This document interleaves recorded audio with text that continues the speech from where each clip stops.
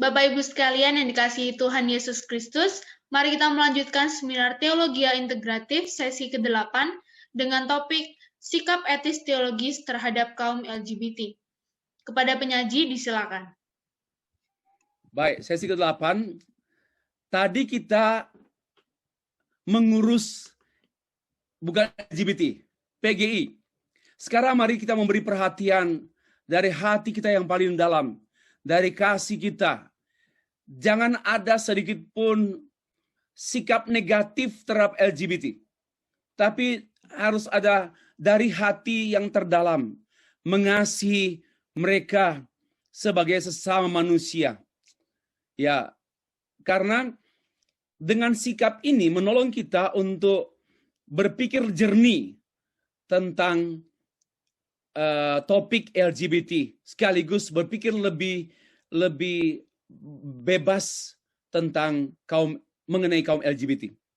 Oke, sikap etis teologis terhadap kaum LGBT. Ya, ini sikap etis. Kalau etis saja ini umum, tapi saya membatasi pada etis teologis. Dan ini adalah kajian-kajian kegerejaan, kajian-kajian dalam lingkup kekristenan. Oke. Kita awali dengan membaca 1 Yohanes pasal 2 ayat 15 sampai 17. Demikianlah firman Tuhan. Janganlah kau mengasihi dunia dan apa yang ada di dalamnya. Jikalau orang mengasihi dunia, maka kasih akan Bapa tidak ada dalam orang itu. Sebab semua yang ada di dalam dunia, yaitu keinginan daging, keinginan mata, serta keangkuhan hidup, bukanlah berasal dari Allah, melainkan berasal dari dunia.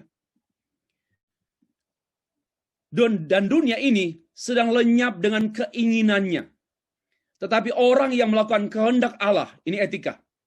Orang yang melakukan kehendak Allah, etika Kristen, tetap hidup selama-lamanya. Pemikirannya pun tetap hidup selama-lamanya. Pemikiran teologi liberal sudah hancur, sudah terkubur. Ya. Tapi pemikiran teologi evangelical, teologi yang menjunjung tinggi Alkitab, tetap hidup selama-lamanya. Bapak Ibu yang dikasihi Tuhan, orang-orang yang melakukan kehendak Tuhan akan tetap hidup selama-lamanya. Hidupnya berkualitas selama-lamanya. Baik di bumi maupun di seberang sana. Jangan kau mengasihi dunia dengan apa yang ada di dalamnya. Ya, apa di dalam dunia ini? Yaitu keinginan daging. Dan perilaku LGBT adalah perilaku keinginan daging. Hubungan seksual pasangan LGBT adalah daging. Sedangkan hubungan seksual pasangan suami istri belum tentu daging. Belum tentu daging. Tapi kalau LGBT pasti daging. Dan daging itu berlawanan dengan roh. Bukan berasal dari Allah. Melainkan dari dunia. Demikianlah sekelumit pembacaan 1 Yohanes pasal 2 ayat 15 sampai 17. Pengantar. Pada umumnya Bapak Ibu, sikap orang terhadap LGBT dapat diklasifikasikan dalam 3 sikap. Yaitu sikap menerima, sikap menolak, dan sikap tidak peduli masa bodoh. Dan saya percaya sikap ketiga ini bukan lagi sikap, bukan sikap manusia, apalagi sikap orang Kristen. Tentu tidak. Apa artinya? Setelah seminar ini berlangsung, kita tidak boleh bermasa bodoh dengan kebenaran. Bukan dengan LGBT ya. Kita tidak boleh bermasa bodoh dengan kebenaran. Kita harus menjadi orang-orang yang menjadi haus kebenaran. Lapar kebenaran. Hidup dengan kebenaran. Nanti pada waktu itu pula, kebenaran akan menarik semua hal termasuk LGBT.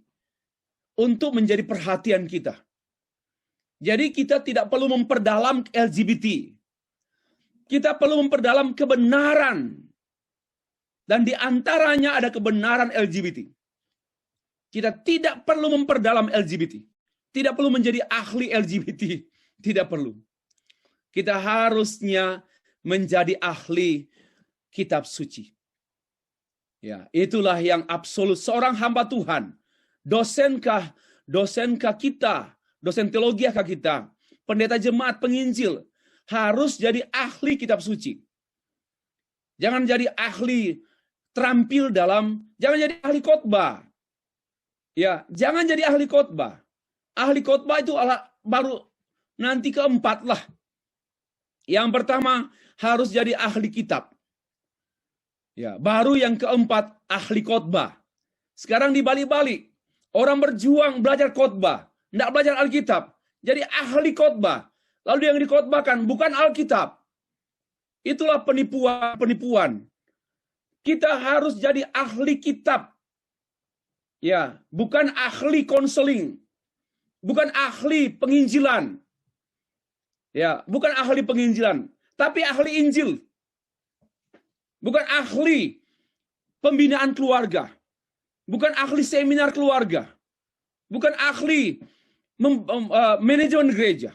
Bukan ahli kepemimpinan Kristen. Bukan ahli. Kita harus ahli kitab suci. Ya, ini yang sesungguhnya. Kita harus menjadi ahli kitab suci.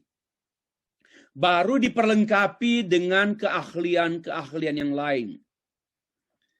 Saya betul-betul bergumul dengan para majelis gereja. Ya, mereka ahli di bidangnya masing-masing, tapi malas baca Alkitab. Mau jadi majelis. Mereka ahli di bidangnya. Sarjana, master bidang konseling, doktor ilmu kimia, dan sebagainya. Sebagai direktur bank, dia sudah ahli. Tetapi harusnya mereka yang berkomitmen jadi majelis gereja harus belajar Alkitab secara teologis.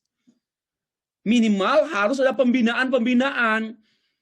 Ya, pembinaan. Kalau mau melayani tanpa pembinaan Alkitab, untuk apa itu? Omong kosong. Ya, bagi saya itu omong kosong.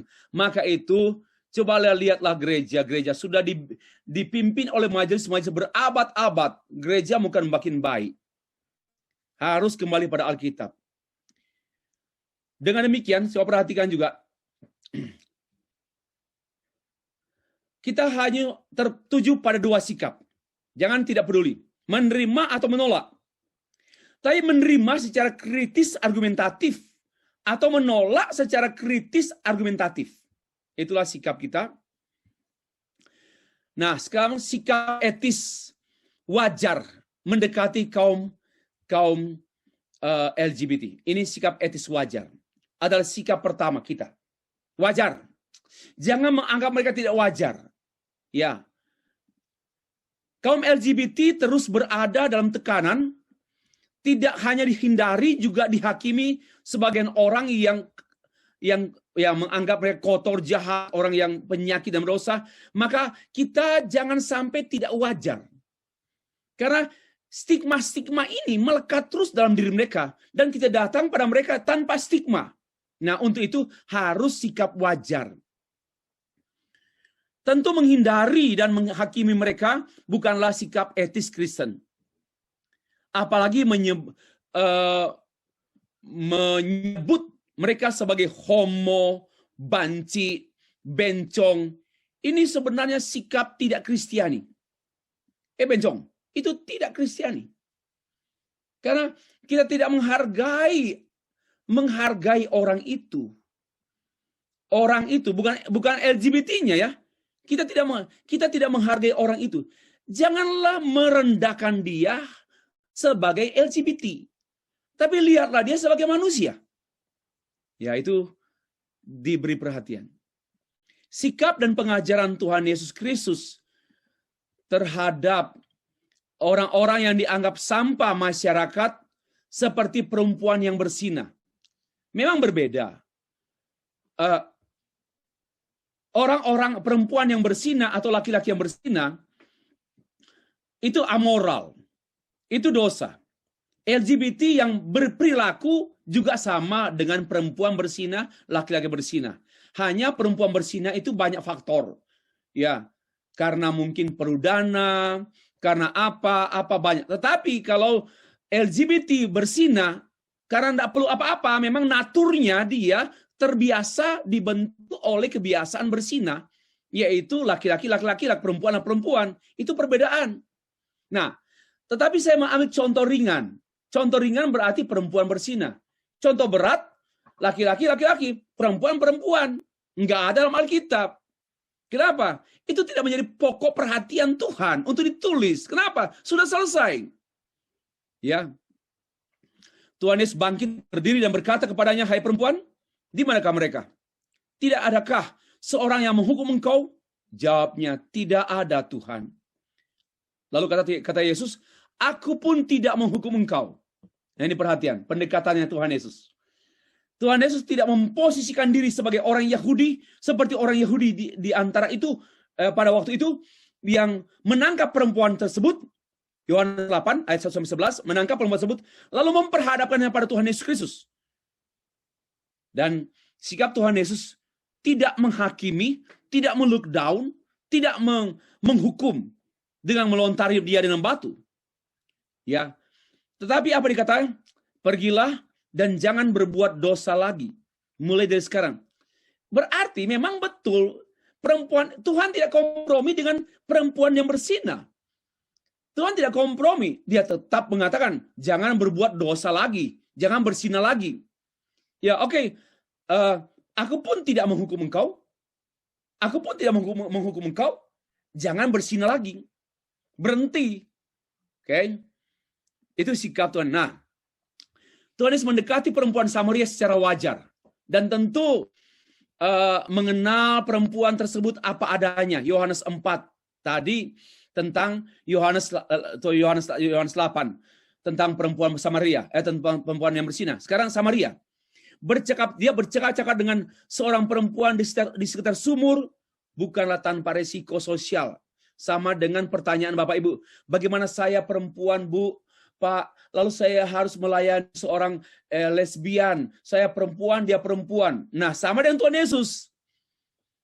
Bukan tanpa resiko penghakiman massa. Lebih dari, apalagi pendeta, melayani homoseksual di gerejanya. Dan biasanya homoseksual ini agak centil-centil kan? Masa Pak Pendeta? Lalu di sampingnya ada istrinya. Lalu agak genit-genit. Lalu apa kata jemaat? Astaga, Pak Pendeta sudah mulai dihomoin. Ini kan bukan hal yang gampang, Bapak Ibu.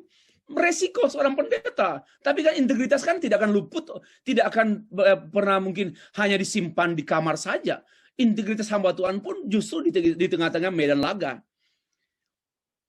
Tuhan Yesus tidak menghindari dari perempuan Samaria tersebut, melainkan Tuhan Yesus membangun dialog kehidupan dan kalimat pembuka.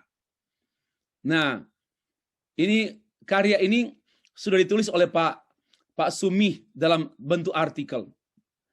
Bagus sekali pemaparannya hari Jumat atau hari Sabtu yang lalu. Oke, berilah aku minum. Coba seorang Tuhan lalu pendekatannya bagus sekali. Berilah aku minum. Untuk apa seorang yang mulia minta minum pada seorang yang seperti perempuan ini, Samaria? Apa yang kita harapkan pada LGBT? Lalu kita minta apa pada mereka? Tapi sebenarnya ini pendekatan yang sangat wajar. Ya, bahwa I need your help. Hey, perempuan Samaria. Kamu keluar siang hari karena kamu malu bersosialisasi kan? Kamu malu dihakimi kan?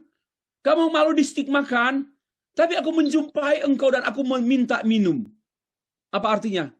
Engkau bukan perempuan yang tak berharga. Engkau masih berharga. Dan aku masih mengharapkan harga itu padamu. Give me a water. A cup of water. Nah, inilah yang kita perlu perhatikan di sini.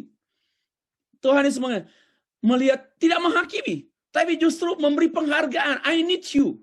And I need your water. Please give me a cup of water. Ya. Sikap etis pertama kepada LGBT sama dengan perempuan tunasusila adalah tidak menghindari, apalagi menghakimi mereka, sebaliknya mendekati mereka dengan wajar dan berdialog dengan mereka. Dan dalam dialog tersebut Tuhan Yesus yang mengetahui persis keadaan perempuan tersebut menyuruh dia untuk pergi dan memanggil suaminya. Karena disinilah masalah perempuan tersebut, yakni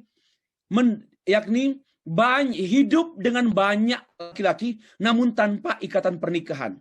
Ayat 17 dan 19.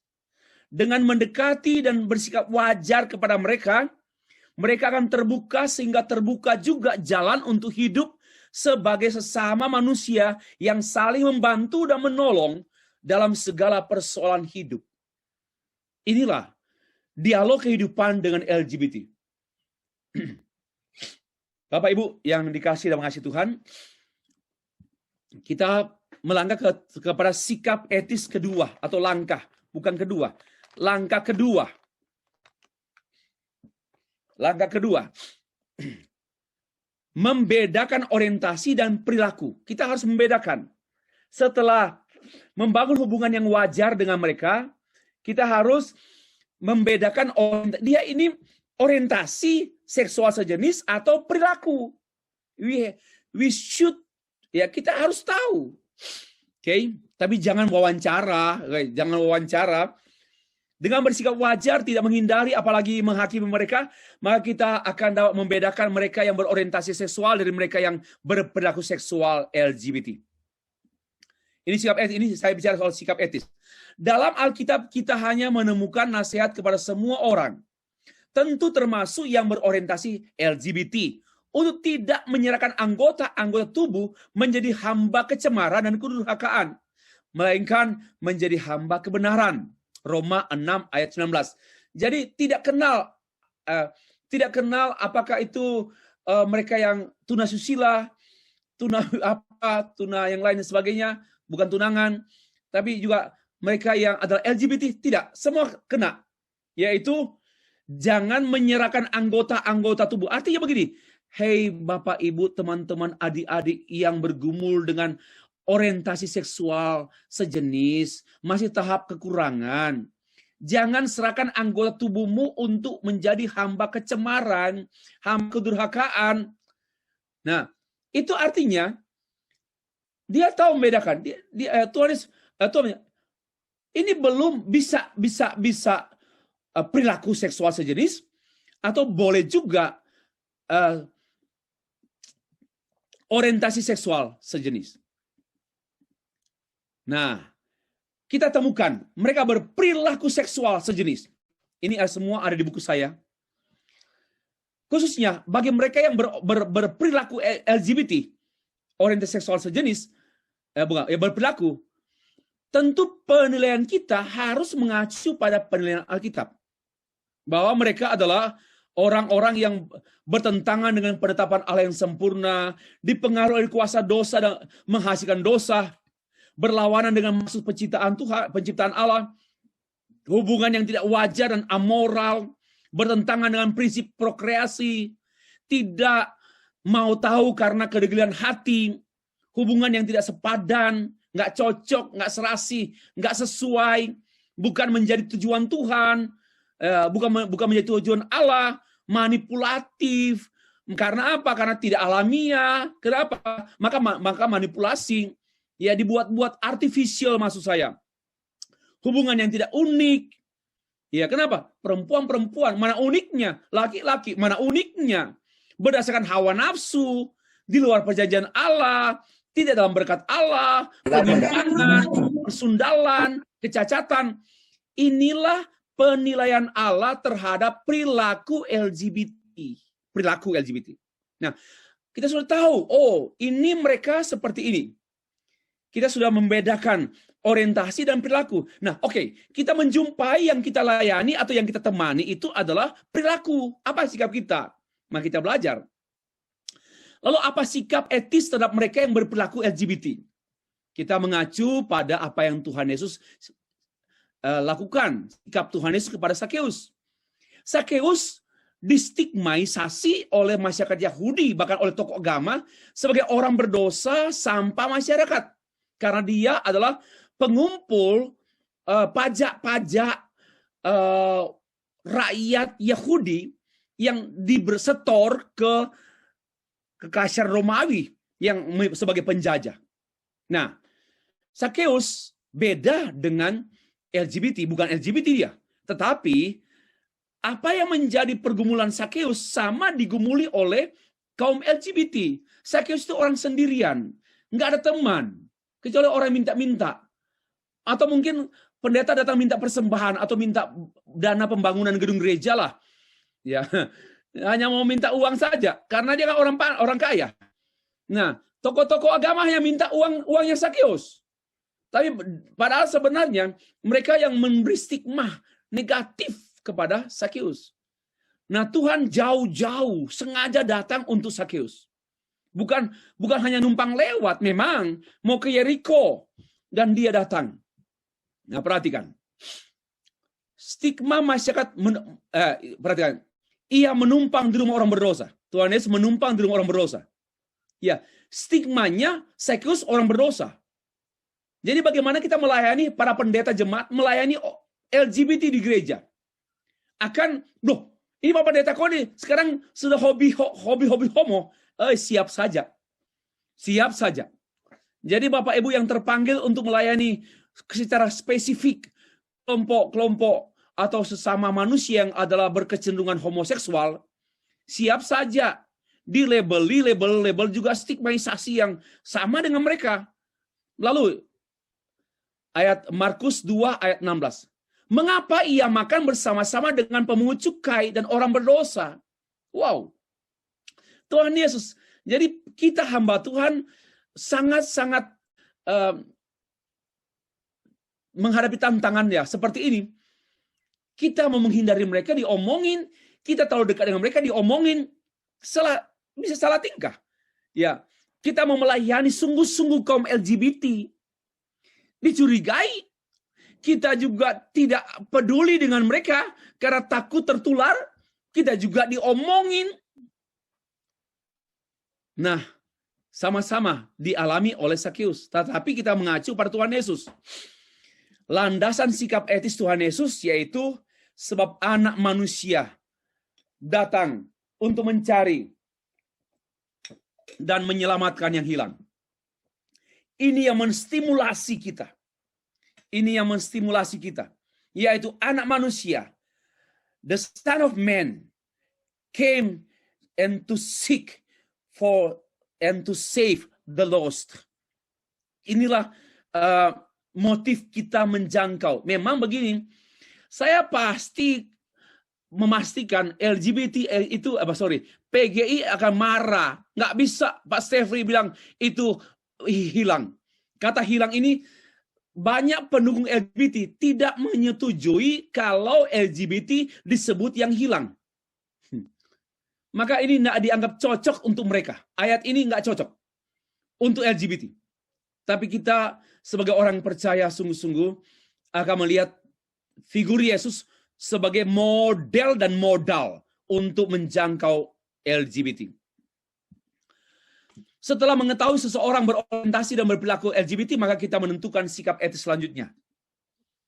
Kepada yang berorientasi seksual LGBT, kita memperlakukan mereka sebagaimana kita memperlakukan teman-teman jemaat kita pada umumnya sama, disertai dengan sikap membantu mereka untuk mengatasi persoalan internal berkenaan dengan orientasi seksual mereka, dan ikut dalam pendampingan selama mereka bersama kita supaya mereka disiplin dan tidak jatuh dan tidak mengarah kepada perilaku.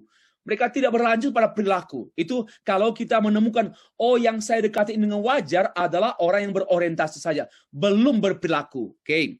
Nah, kepada yang sudah berperilaku seksual LGBT, kita membimbing mereka untuk bertobat kepada Tuhan dengan cara memberitakan Injil Yesus Kristus yang menyelamatkan mereka, bukan yang mempertobatan LGBT mereka. Jangan tertuju pada masalah di permukaan. Masalah dalam mereka itu penting sekali, yaitu hati yang tidak percaya. Lalu kemudian setelah menyelamatkan, mereka percaya diselamatkan, dipulihkan.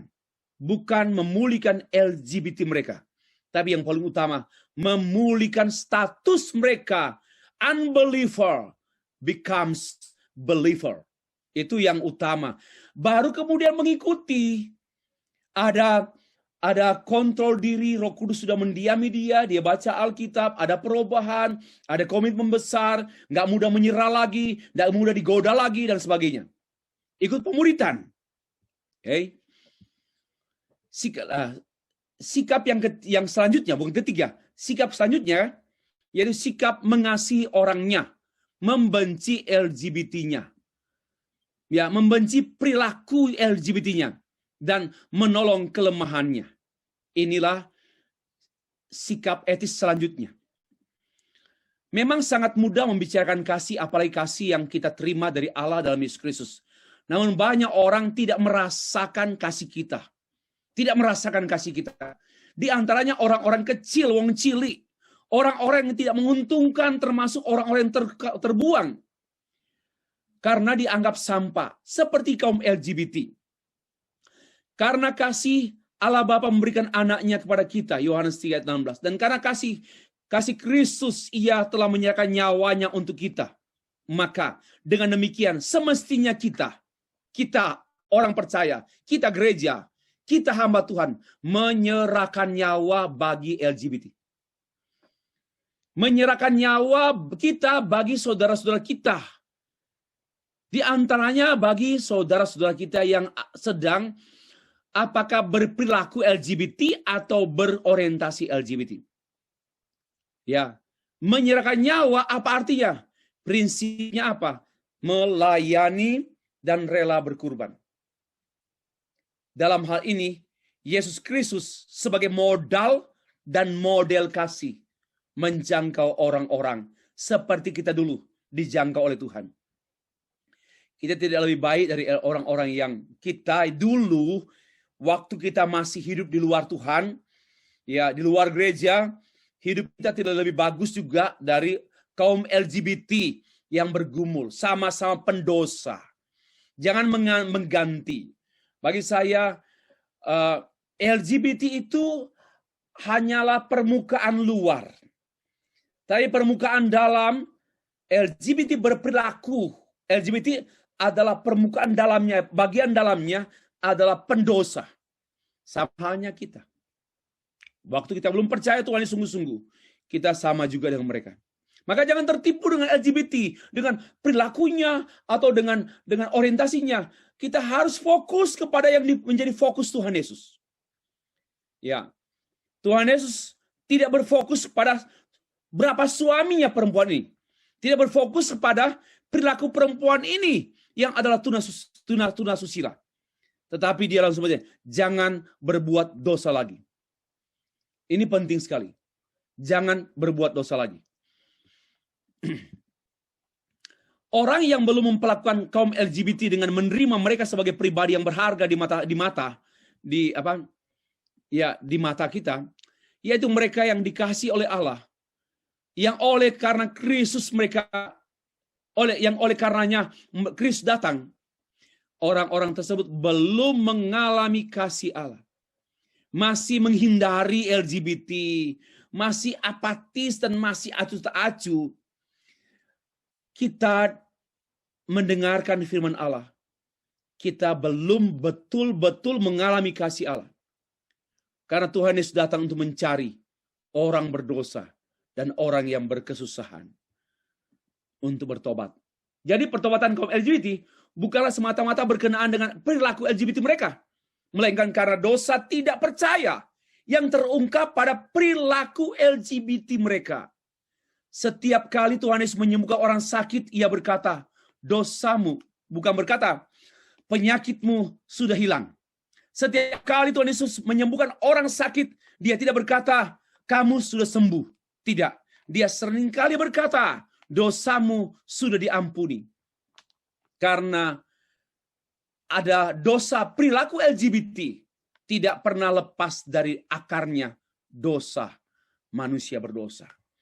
Bapak Ibu, langkah selanjutnya sikap etis mengasihi LGBT, sikap etis mengasihi LGBT dengan kebenaran. Nah, ini yang saya mau beritahu.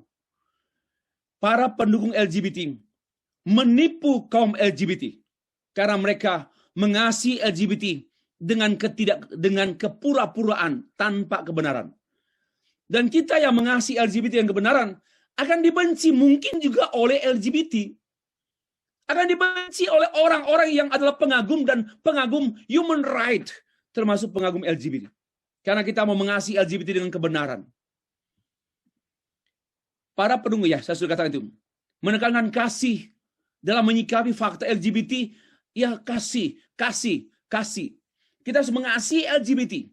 Oke, itu bahasa pernyataan yang berkali-kali mereka sampaikan kita dengar. Kebiasaan kaum kontemporer juga, seperti sekularisasi, teologi pembebasan, pluralisme agama, etika situasi, sangat mengedepankan love dan pincang karena mengabaikan kebenaran. Padahal Bapak Ibu, mengasihi tanpa kebenaran dan dengan cara tidak benar bukanlah kasih. Ya, if we love others tanpa kebenaran dan bukan dengan cara benar, maka itu bukan kasih. Kasih murahan. Mengasihi LGBT tidak seperti itu, harus dengan kebenaran. Di sini letaknya. Sesungguhnya kasih dan kebenaran tidak dapat dipisahkan. Tuhan Yesus mengajarkan bahwa jika kamu mengasihi aku, kamu harus menuruti perintah-perintahku. Segala perintahku, yaitu kebenaran.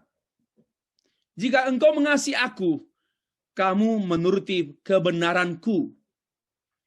Ya. Tidak bisa dipisahkan antara kebenaran dan kasih. Tetapi ini kebiasaan kontemporer. Para pemikir kontemporer suka memilah-milah dan hanya menekankan love. Termasuk juga orang Kristen KTP, orang Kristen nominal. Yang melihat kasih pendeta itu kasih hanya murahan. Yaitu hanya lihat pada kasih, apa buktinya? Tanpa kebenaran. Lalu kalau pendeta tegas menegur jemaat, dianggap nggak mengasihi. Itu kan aneh sekali. Itu kasih setan. Kasih Kristus itu kasih dalam kebenaran, kasih dengan kebenaran. Dan karena kebenaran, maka mengasihi. Dan karena mengasihi, maka kebenaran ditegakkan. Kebenaran itu adalah kasih, dan kasih itu dalam kebenaran. Mengasihi kaum LGBT, hendaknya mengasihi dengan kebenaran. Kebutuhan atau keperluan LGBT yang pertama, sebenarnya bukanlah penerimaan diri mereka yang berorientasi seksual LGBT. Melainkan meyakini bahwa Yesus Kristus menerima mereka. Itu keperluan yang mendesak. Saya yakin kaum LGBT yang berjuang berpikir sampai pada tahap menerima keadaan LGBT mereka, itu masih kurang ketimbang mereka menerima bahwa Yesus Kristus menerima mereka. Bukan menerima perilaku LGBT, tapi menerima orangnya yang berorientasi maupun yang berperilaku LGBT. Di tatkala orang tersebut merasa diterima oleh Allah, disinilah sebenarnya pintu mereka mengalami kemerdekaan. Pada waktu mereka merasa mereka diterima oleh Allah, kalau hanya diterima oleh gereja, besok mereka akan kembali kambuh lagi karena tidak semua di gereja itu malaikat. Ya, mari kita terima gereja, mari kita terima LGBT dengan penuh kasih. Kasih gereja masih bisa bersyarat. Dan hari ini dia berkata, praise the Lord. Ya, saya seperti menjadi manusia lagi. Kenapa? Saya diterima oleh gereja apa adanya loh. Ya, hari ini dia berkata demikian. Besok dia akan tinggalkan gereja. Karena gereja tidak konsisten. Lagi pula, kasih gereja tanpa Kristus tidak mungkin. Biarlah dia mengatakan, saya diterima oleh Kristus. Sekalipun gereja, sebagian warga gereja tidak terima aku. Tapi kasih Kristus menerima aku, dan Kristus menerima aku. Dan sebagian, biarpun hanya 2-3 anggota jemaat gereja itu menerima aku, cukuplah bagiku. Itu penting sekali. Penerimaan yang sejati. Bukan penerimaan yang semu, yang diproklamirkan oleh pendukung LGBT. Terima diri, terima diri, terima diri. Terima diri dalam hal apa? Berdosakah mereka yang berorientasi seksual sejenis LGBT? Nah, ini satu pertanyaan yang menuntut jawaban etis, karena kan ini topiknya etika.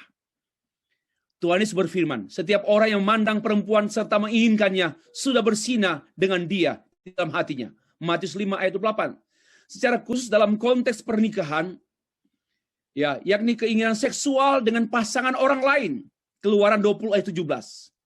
Keinginan seperti ini adalah keinginan daging, dan keinginan daging adalah perseteruan dengan Allah. Roma 8 ayat 6-8.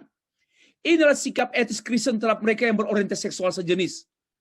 Ya, kalau kita memandang dengan nafsu birahi, ya kita sudah menjadi satu. Kalau ada kedagingan, inilah sudah menjadi satu. Berdosakah? Jadi bagi saya, kalau LGBT itu masih dalam taraf awal, kita tidak bisa menghakimi berdosa, masih kekurangan, masih dalam kondisi kurang. Nah, orientasi seksual yang tidak terkendali dengan norma-norma etis filosofis yang diakui bersama, ya, yaitu norma etis tertinggi, yaitu firman Allah. Maka orang seperti ini dikendalikan oleh hawa nafsu dan pasti termasuk dosa persinahan.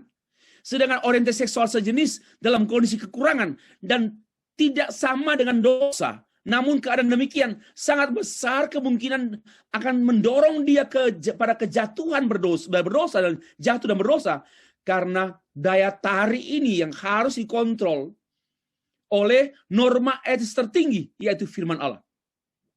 Norma etis filosofis itu norma etis tinggi, yaitu budaya, Pancasila, itu norma etis tinggi orang Kristen. Norma etis tinggi orang Kristen itu Pancasila, budaya orang Ambon, orang Papua, budaya lokal. Tetapi di atas itu ada norma etis tertinggi, yaitu firman Allah. Nah, mengenai orientasi LGBT, apabila seorang dicobai, janganlah ia berkata, pencobaan ini datang dari Allah. Sebab Allah tidak dapat dicobai oleh yang jahat, dan sendiri tidak mencobai siapapun. Tetapi tiap-tiap orang dicobai oleh orientasinya sendiri. Karena ia diseret dan dipikat olehnya. Dan apabila keinginan itu telah dibuahi, melahirkan dosa, dan apabila itu sudah matang, ia melahirkan maut. Saudara-saudara yang kukasihi, jangan sesat. Jadi, hai LGBT perilaku, jangan sesat. Hal LGBT orientasi, hati-hati jangan sampai orientasimu dibuahi oleh kedagingan dan dipikat oleh semua tawaran duniawi, kemudian daya tarik sesamamu dalam hal sexual relationship. Jangan sesat. Mengenai orang percaya yang berorientasi LGBT, ini orang percaya. Apakah dia majelis gereja, pendeta, atau warga jemaat biasa, warga jemaat, karena iman tidak lagi berperilaku LGBT, puji Tuhan. Namun karena mereka masih dipengaruhi oleh polusi dosa, dalam dagingnya ada dorongan seksual yang tercemar, terpolusi, apalagi dia dulu sudah bergelimang dalam lumpur-lumpur dosa homoseksual, dan sekali sudah bertobat, maka oke, tapi janganlah lihatlah sudah final. Ada langkah-langkah. Maka sangat besar kemungkinan mereka berdosa melalui pikiran. Itu tahap awal. Dan hatinya tertarik pada sesama jenis. Dan ketertarikan ini adalah ketertarikan erotis. Sehingga bisa dalam bentuk membayangkan hubungan dengan sejenis kelamin. Membayangkan. Nah ini. Bahwa dosa itu tidak hanya berkenaan dengan action, perbuatan, tapi dengan pemikiran dan lamunan, bayangan. Tapi jangan juga hanya berkenaan dengan mind, dengan pikiran, tapi juga dengan action. Itulah peringatan untuk yang berorientasi. 6. Etiskah suatu keputusan dibangun di atas ketidakpastian? Ini saya mengkritik para pendukung LGBT termasuk PGI. Kebenaran ilmu pengetahuan adalah titik mutlak. Karena, tidak mutlak. Tidak mutlak. Karena selain terbatas pada objek penelitian dan peneliti sendiri, juga terbatas pada metode yang digunakan, serta pada konteks ruang dan waktu. Dan pertanyaannya, etiskah memutuskan LGBT berdasarkan ketidakpastian ilmu pengetahuan? Think about it. Pikirkan hal itu. 7. Tinggal 3 slide. Bolehkah pasangan LGBT disahkan secara gereja? Saya nggak bilang begini, saya nggak tulis. Bolehkah pasangan LGBT dinikahkan menjadi pasangan nikah? Nggak ada istilah nikah. Nikah itu hanya laki dan perempuan. Kita harus konsisten dengan kalimat ini. Ya, sejumlah pendeta, pemimpin gereja berpendapat bahwa masyarakat belum menerima pernikahan sejenis seperti pertanyaan tadi Pak Sandi. Jadi belum boleh. Nanti kalau sudah boleh, ya boleh-boleh saja. Keputusan cara berpikir yang betul-betul kanak-kanak, anak-anak pun enggak. Beginikah cara mengambil keputusan etis? Apakah keputusan etis diambil berdasarkan konteks setuju dan tidak setujunya orang-orang yang mayoritas? Bukan karena kebenaran ontologis. Itu persoalan kita. Ya, dan sayangnya nanti Bapak baca buku saya, yang berkomentar ini adalah pimpinan gereja dan mereka adalah bergelar doktor loh. Bagaimana mungkin? 8. Adakah hak-hak seksualitas tanpa moralitas? Karena ini sama dengan pertanyaan malam kedua seseorang. Ini jawaban saya. Kaum LGBT dan para pendukungnya memperjuangkan hak-hak kesetaraan dan kesejahteraan LGBT. Namun apakah patut memperjuangkan kesetaraan hak seksualitas? Coba, bagaimana mungkin, malu sekali ya. Tolong bersuara di kampanye atau di parade-parade. Teriakan, saya perlu hak seksual saya. Saya perlu hak seksual saya. Bagaimana mungkin sudah sampai seperti itu? Sebenarnya itu merupakan bagian dari tentu human right, hak asasi. Tapi jangan menelanjangi itu gitu. Patutkah memperjuangkan kesetaraan hak-hak seksualitas tanpa moralitas? Mereka menuntut kesetaraan gender, kesetaraan hak seksualitas gender. Tapi mereka tidak mau lepas dari perilaku amoral. Ini yang saya katakan, how can? Bagaimana mungkin? Bagaimana mungkin itu dapat kok orang berpikir seperti itu? Mengedepankan hak-hak seksual yang dideklarasikan secara internal oleh kaum LGBT dan para pendukungnya, namun mengabaikan moralitas yang sudah melekat di masyarakat. Moralitas yang keluar dari 5 sila Pancasila, moralitas yang keluar dari budaya Ambon, budaya Timur, Kupang, budaya Jawa. Lalu diabaikan itu semua. Itu bagaimana mungkin menuntut hak-hak tetapi mengabaikan hak umum? Hei, egois sekali.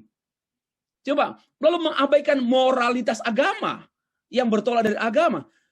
Tidaklah etis karena hanya melihat manusia pada satu titik sisi seksualitas.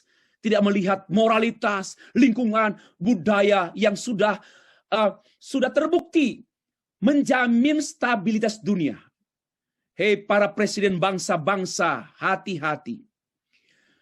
Satkala LGBT diberikan ruang sebebas-bebasnya, dunia ini akan cepat. Dunia ini bertahan sampai abad 21 ini. Karena moral-moral yang keluar dari budaya, moral yang dihasilkan oleh filsafat-filsafat yang baik, benar seperti ideologi Pancasila kita, itulah yang menopang dunia ini. Nah kalau tidak, nanti kita akan melihat Sodom dan Gomora pada tahun yang akan datang. Dan pemimpin-pemimpin bangsa nggak mampu lagi mengatasi. Itulah hati-hati. Memang benar manusia adalah makhluk seksual. yang perlu juga disuarakan, tetapi tidak boleh melupakan bahwa manusia juga adalah makhluk religius, makhluk sosial, makhluk moral. Kenapa harus memperjuangkan hanya maksud minta seksku, hakku, seksku? Tolong pertimbangkan juga moralitasmu mana. Dampak sosialmu itu yang berseksual, homoseksual itu apa dampak sosialmu? Lalu bagaimana agama-agama kamu menafikan? Bagaimana budaya yang sudah begitu kental menopang keserasian keharmonisan hidup manusia sampai lalu kamu datang dengan pola hidup pesta telanjang perempuan laki-laki seperti yang kau pertontonkan pada cium-ciuman perempuan laki-laki di depan umum. Itu belum diakui saja sudah seperti itu. Bagaimana diakui? Itu di tempat terbuka. Bagaimana di tempat tertutup? Apa yang terjadi dengan dunia ini? Kita betul-betul harus menangis sebagai hamba Tuhan. Menangis di dunia ini demi kebenaran. 9. Apakah perilaku LGBT dapat diterima sebagai new normal? Nah, itu. Istilah new normal muncul pertama kali dalam tulisan Miller dan Matthew Benjamin dalam karya mereka Post Subprime Economy Man as Subpar Growth as New Normal in USA tahun 2008. Ini new normal ini muncul dalam enterprise, bisnis atau ekonomi. Kemudian istilah new normal ini semakin menjadi istilah yang sangat populer pada saat pandemi COVID-19 pada tahun 2020 dan 2021 sekarang. Nah, new normal juga menjadi marak digunakan oleh kaum LGBT. Hati-hati dengan new normal. Karena itu saya nggak suka menggunakan istilah new normal. Karena gampang diboncengi oleh LGBT. Gampang diboncengi. Saya tidak pernah menggunakan new normal. Normal sajalah, nggak usah pakai new normal. Itu kan otak yang dari otak pemikiran ekonomi dulu. Lalu sekarang dibuat seperti itu. Dan diboncengi oleh LGBT. New normal loh. Laki-laki dan laki-laki, perempuan dan laki-laki, perempuan dan perempuan. New normal. Sehingga yang laki dan perempuan menikah itu old normal. Old normal. Coba nanti dunia terbalik loh. Jangan lupa dunia terbalik. Maka laki-laki dan perempuan menikah bagus-bagus dianggap normal lama. Normal lama. Sekarang kita new normal, oke? Wah, parah betul. New normal sedang dijadikan norma. New normal sedang dijadikan new norms. New normal sedang dijadikan new norms. Hati-hati, norma-norma baru. Dan LGBT dinormakan karena dianggap new normal. Suatu waktu kumpul kebo dianggap new normal. Pemberkatan nikah pasangan LGBT dianggap new normal. Karena dianggap new normal. Pasangan heteroseksual, laki-laki dan suami dianggap old normal. Inilah deconstruction etika yang sedang menjatuhkan pegangan-pegangan gereja pada beberapa tahun terakhir ini sampai besok dan besok seterusnya. Mari kita jadi hamba Tuhan yang sungguh-sungguh menggumuli dunia ini. Ini adalah salah satu bentuk protes manusia pada desain penciptaan Allah, sekaligus pemberontakan kepada Allah. Yaitu apa? New normal. New norma. Ya. Dunia ini sedang lenyap dengan keinginannya. Sedang lenyap dengan keinginannya. Tetapi orang yang melakukan kehendak Allah tetap hidup selama-lamanya. Kesimpulan. Kesimpulan ini saya isi dengan satu seruan reformasi. Sudah capek ngomong-ngomong, lalu mau bilang kesimpulan dari ulasan sebelumnya, maka kita simpulkan. Enggak, sekarang kita langsung kepada satu spirit reformasi. Dan saya rindu semua kita dilibatkan Tuhan dalam perjuangan pemulihan bangsa, pemulihan dunia, pemulihan gereja, pemulihan oknum-oknum, termasuk pemulihan saudara-saudara kita, kaum LGBT. Reformasi. Tidak ada jalan lain selain kembali kepada Alkitab. Dengan cara Alkitab. Cara Alkitab kembali pada itulah reformasi. Go back to the Bible. Going back to the Bible. And dengan cara Alkitab. Kita mengubah dunia ini. Mengembalikan, maksud saya. Bukan mengubah. Mengembalikan dunia ini pada Alkitab. Termasuk mengembalikan gereja-gereja kepada Alkitab. Sudah terlalu jauh gereja melepaskan Alkitab. Menjadikan second opini, menjadikan second standard. Itu problem. Reformasi adalah jalan yang ditetapkan oleh Allah Tritunggal kepada gereja untuk kembali kepada hakikatnya gereja yang sesungguhnya. Reformasi adalah jalan bagi pribadi-pribadi, termasuk kaum LGBT, untuk kembali kepada hakikatnya sesuai dengan yang ditetapkan oleh penciptanya. Reformasi adalah jalan pemulihan pernikahan Kristen kembali kepada maksud dan tujuan Allah bagi pernikahan Kristen yang semuanya ditemukan pada Injil Yesus Kristus. Amin. Saya kembalikan kepada pemimpin acara.